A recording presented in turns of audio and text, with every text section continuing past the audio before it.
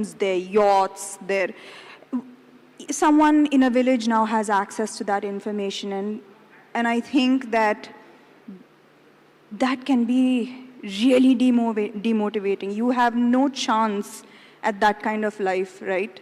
So at a time on social media when you have that kind of access, I think and I believe that it's most important now that we also be responsible. And if there are people and if there are young kids who are looking up to us, we have to make sure that we are being as responsible as possible. Because I am ambitious. I'm very, very ambitious. But I do believe that ambition should be linked to purpose. It should be linked to a group of people having better quality of life, a problem being solved. Ambition should just run wild. It should come attached with certain responsibility and purpose. And that is why I feel that it's very important for the youth today to select their mentors very, very carefully, because that can define their entire life. That can define how stable their mental health is, what they can afford to dream, what they can learn from other people's failures. Today, I might not have, you said I'm an entrepreneur, but where did I get all of this knowledge to do business? I selected my mentors very well on social media. I listened to hours and hours and hours of podcasts and educated myself, and I found really, really good mentors who changed my life, who changed the trajectory of my life.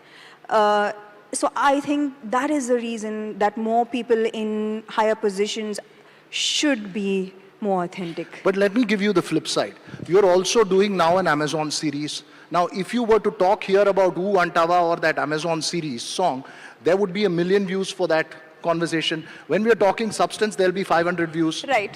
So how does one decide? I mean, this is about, you are a star. Right. You're fueling that as well at one level. Yes. At the other level, you're turning around and saying that I want to do something of purpose. Right. How do you reconcile the two? It is an effort, and yeah, one does not exist without the other. It is because of that, like early on in my career, I came from nothing. I came from the most humble background. I had nothing, and my family struggled to even put food on the table. And from that, my first film... This was all in Chennai? Yes, this was in Chennai. And from my very first film, it exploded. I became a star overnight. And there was name, there was fame, there was wealth, there was applause. And to be honest, I didn't know what to do with it. Because I think authenticity is the sum of your upbringing. And if you are not in balance with that upbringing, there can be turmoil. So I didn't feel that I was worth all of this adulation and applause that I was receiving. And instead of making me happier and more, it should have made me very happy. It should have made me feel on top of the world, but it didn't. It's like, Salim Khan saying in one of those sayings that success has destroyed more people than failure does, right? So fame has its own flip side to it. This is a journey that everybody goes through at some level or the other in terms of reinventing themselves. Was there a moment? Yes, so to come back to your question is, I found that by using that visibility to create value, and that was when I realized that I have found my purpose. That both exist hand in hand, but what you do with that visibility and what you do with this platform is what matters in the end, right? Don't you think so? You disagree? No, I don't disagree, but I'm just wondering, what do you do with the platform if you're going to continue fueling one side that is there, this is there?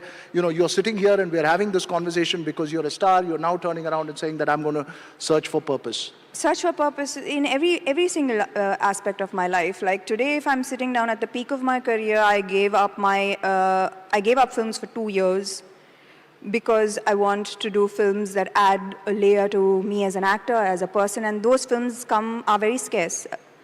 They don't come very often. So this is when you say I'm fueling, I'm fueling both, but I'm making sure that they are aligned.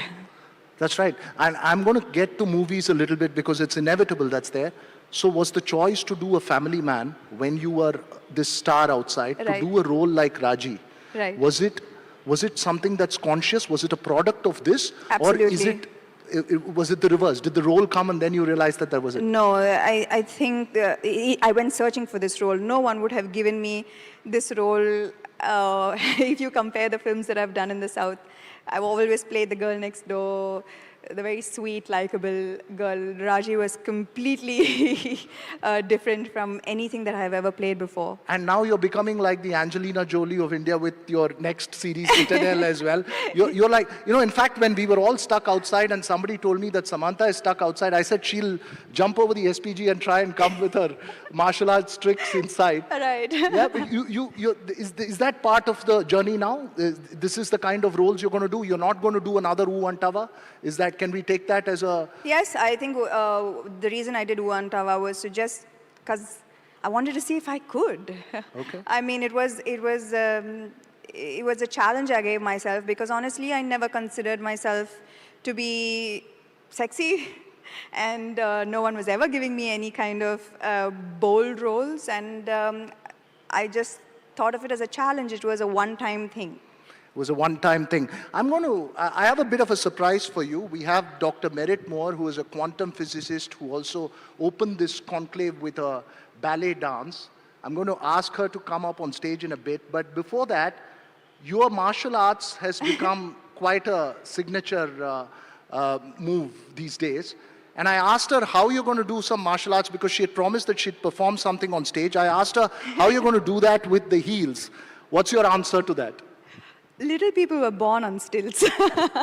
So why don't you show us how martial art move can be done with heels? Yeah, but you never told, but this salwar is a problem. It's not the heels that's the problem. It's the. So you can't do martial arts in a salwar? It just doesn't. So maybe then we can play the NDTV breaking music, and then maybe you and Dr. Merritt Moore can dance together.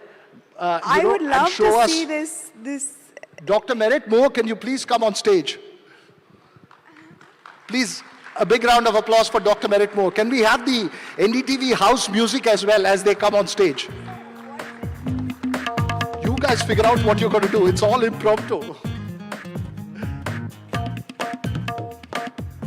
No, maybe Dr. Moore, Samantha, Ruth, Prabhu.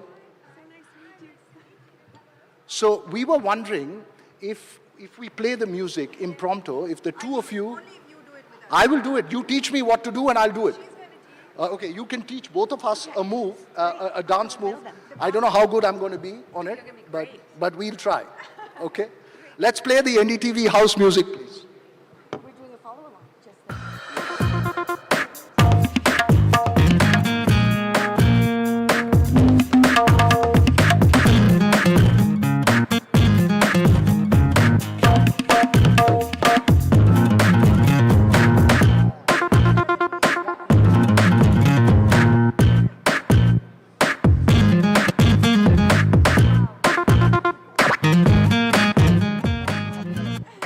Wanted to ask you, Dr. Moore, you also spoke about reinventing yourself and substance. You heard her story as well. Is there anything you'd like to exchange notes with her? Something that you'd like to share, and maybe you can share back with her? Well, I love what you were saying about authenticity and finding yourself and finding your voice.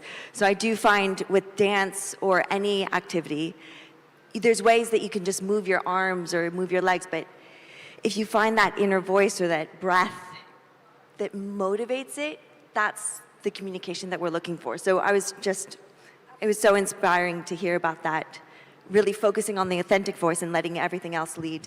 That's amazing. I believe that breath has a lot to do with it, with energy. And just before I came on the stage, I did a bit of breathing, and it immediately settles you. So I do understand the power of breath.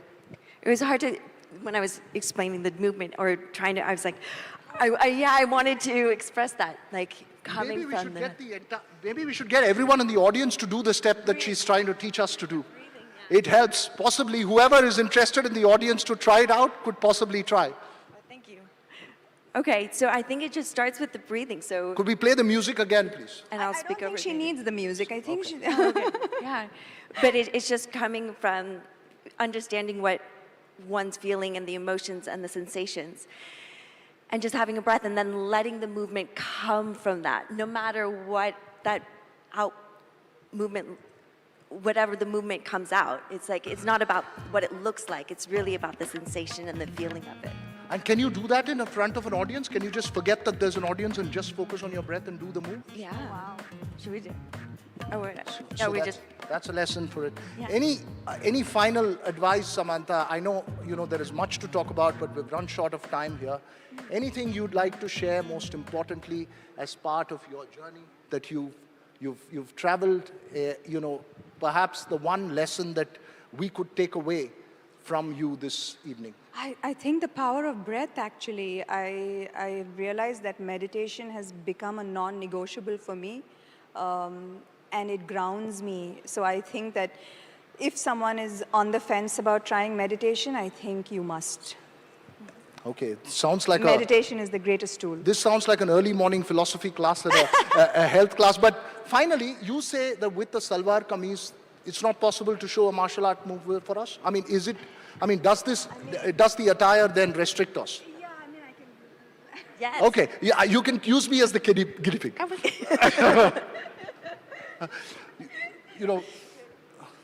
Okay. That's all right. That's just punching. All right, punching. But thanks very much, Samantha, Ruth, Prabhu. Thanks very much, Thank you. Dr. Merritt, for joining us here. We will. Samantha, please wait. Just wait a second, please. Could I please invite Mr. Manav Gangwani to gift Samantha Ruth Prabhu, noted designer.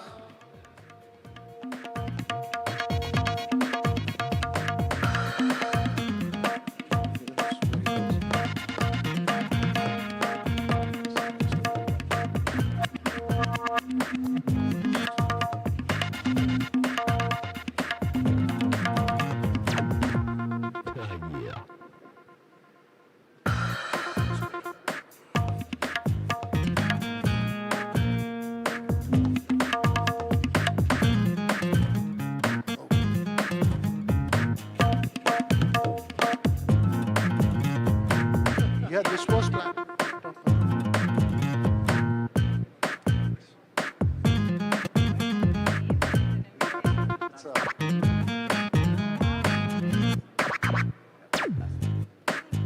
Go.